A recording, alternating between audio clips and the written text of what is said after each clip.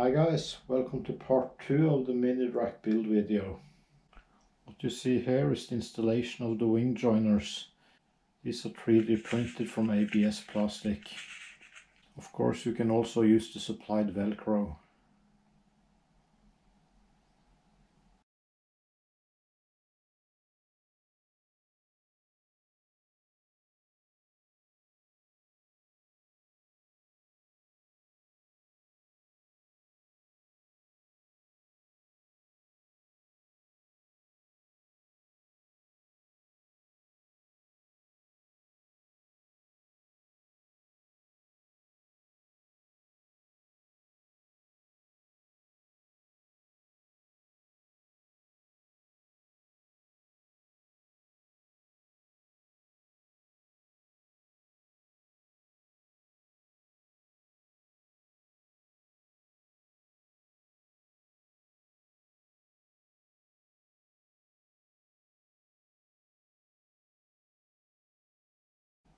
To decorate the aircraft I use color packing tape. Hobby King sells it as wing tape.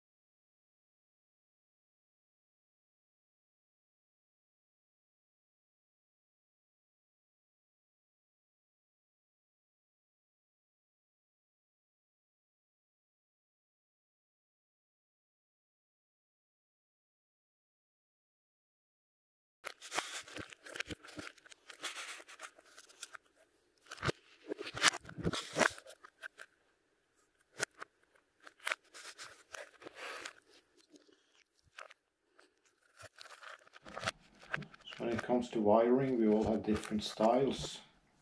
And there's enough space. I like to keep quite a lot of slack in the wires.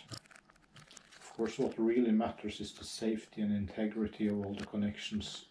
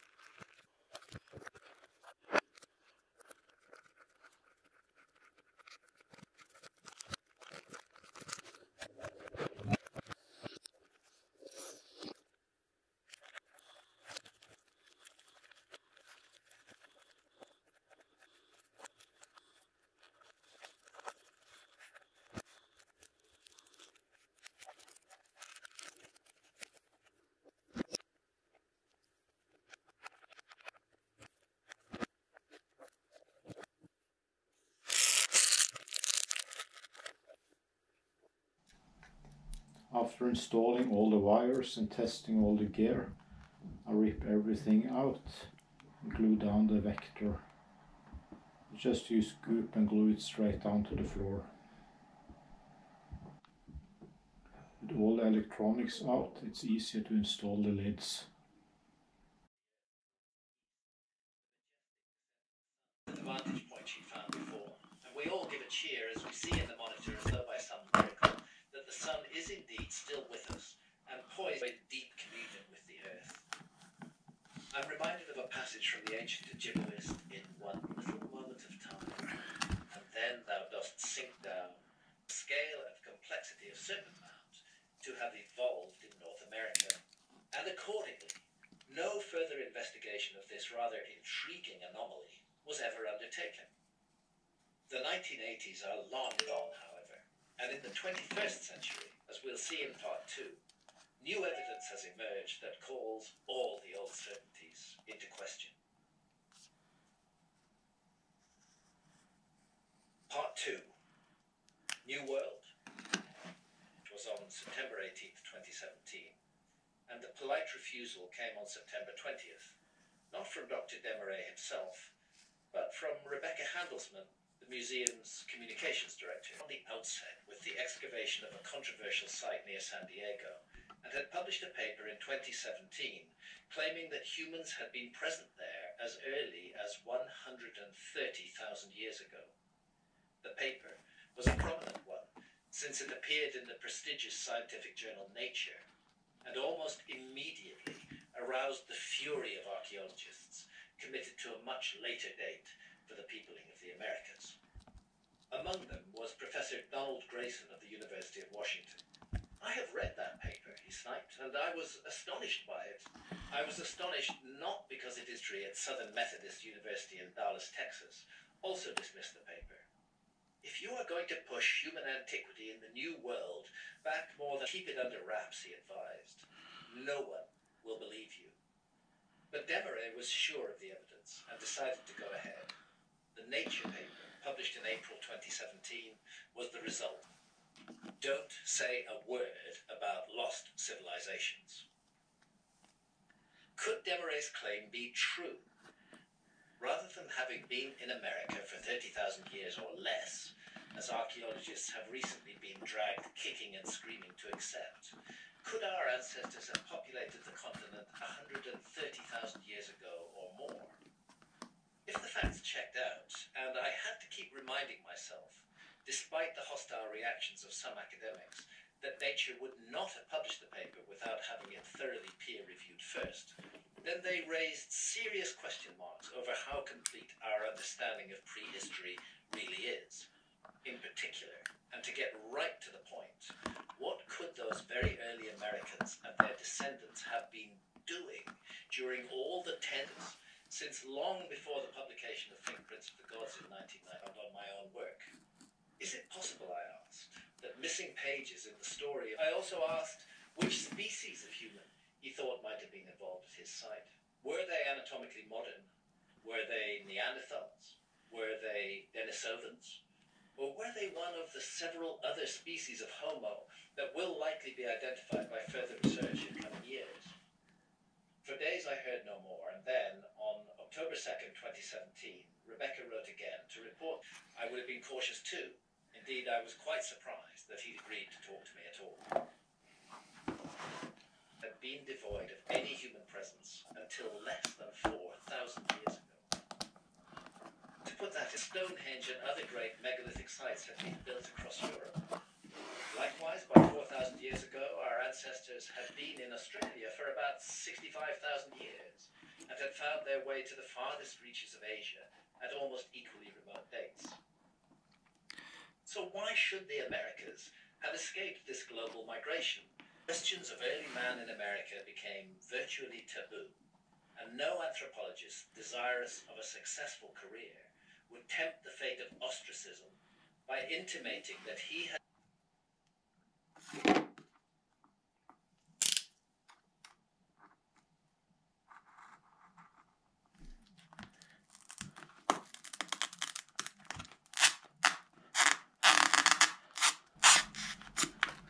The servo for the elevator can be sunk straight into the foam. I would suggest installing it a bit more forward than in this video. This will make more room for the links.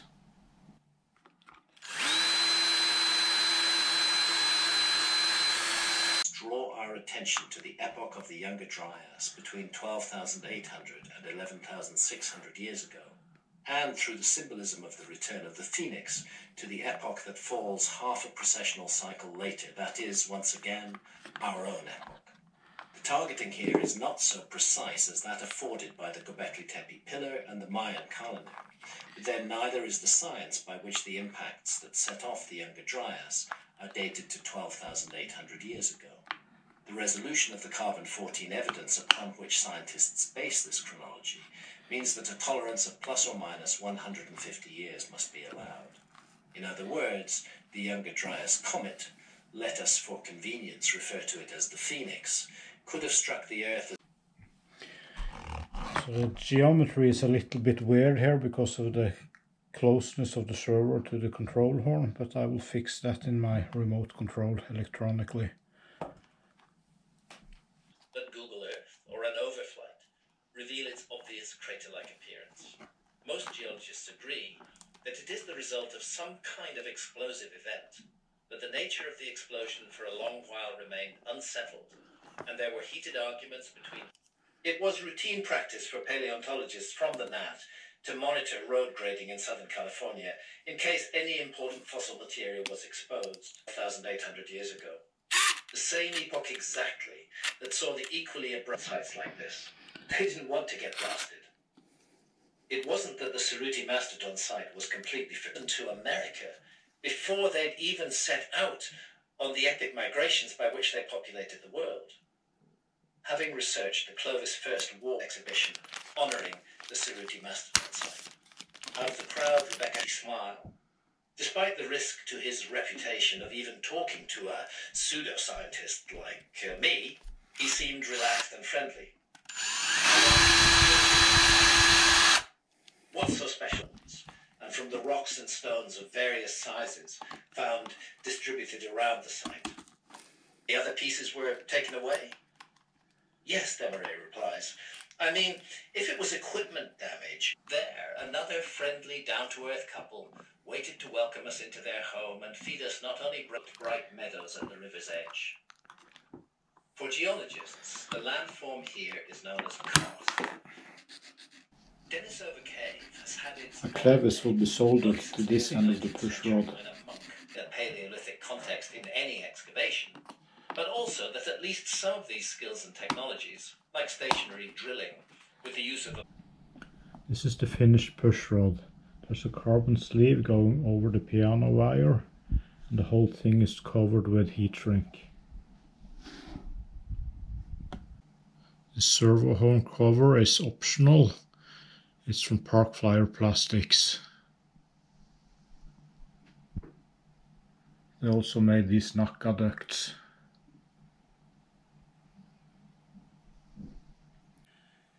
So the center of gravity is measured from the front of the spar cap. So that's this line here. If this was a normal mini drak without the boom, you would measure 5/8 of an inch. But since this is the boom version, we will measure 1/4 of an inch. So that's the same as 6 millimeters. So make sure you have a really thin Sharpie.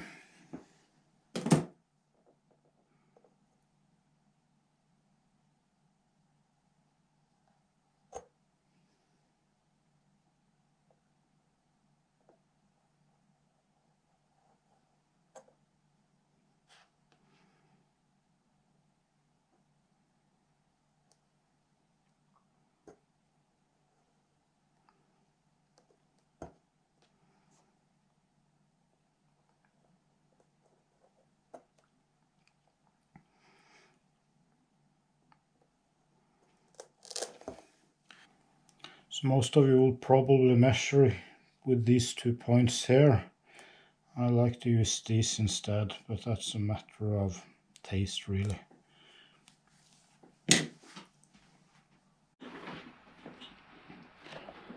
So this is how I balance my plane. Use a steel ruler.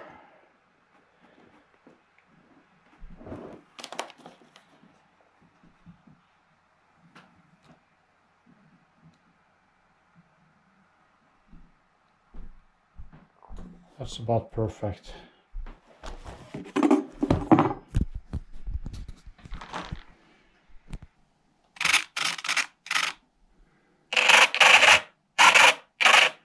So when it comes to ailerons and elevator movements, you just have to experiment and find what suits you.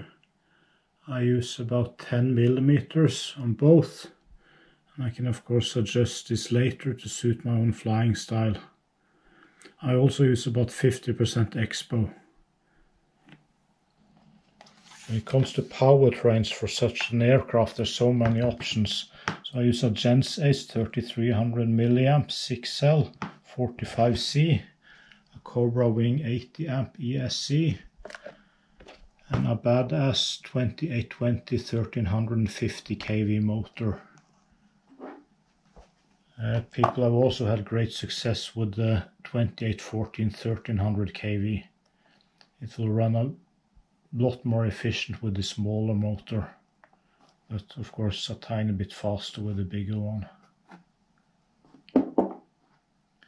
Propeller is 7x5, and I can also use all the way up to 7x7 for extra speed.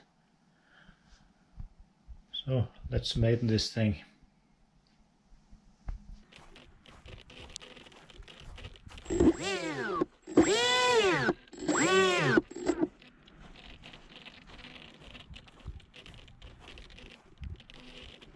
Launch mode. Launch mode.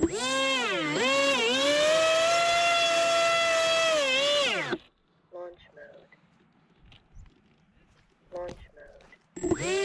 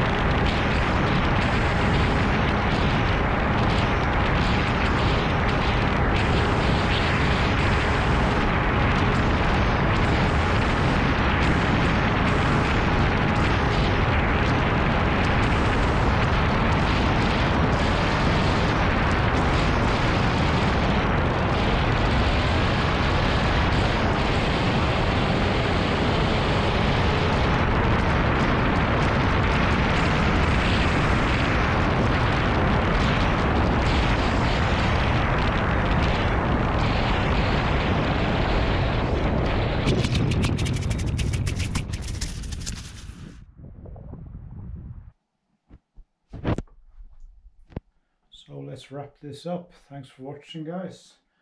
Please like, subscribe and share. See ya.